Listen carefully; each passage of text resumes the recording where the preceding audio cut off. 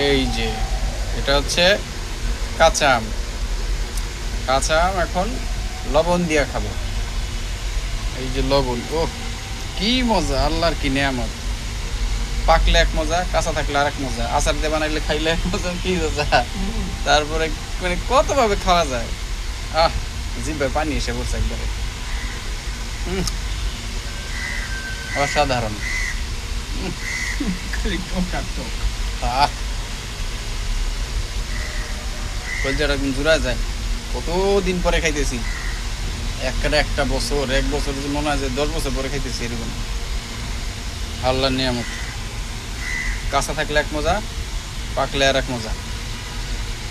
সব ফল কিন্তু কাঁচা থাকতে খাওয়া যায় না। কি চাচা? ও লবণ দিয়ে ভরায় খাইতে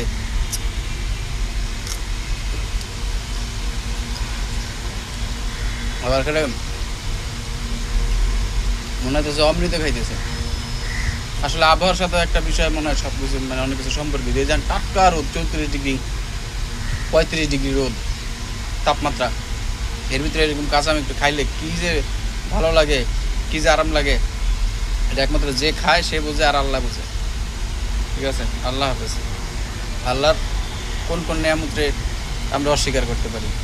কোনো নিয়ামতকে ফাবিআইয়া আলা ই রব্বিকুমা তুকাজ্জিবান। আল্লাহর কোন কোন নিয়ামতকে অস্বীকার করা সম্ভব না। আল্লাহর নিয়ামত এমনভাবে বানাইছে, এটার যে আপনি মানে অস্বীকার করবেন বা কি, এটা আসলে ওইভাবে আল্লাহ বানাই নাই, কেমনে অস্বীকার করবেন? ঠিক আছে, আল্লাহ হাফেজ।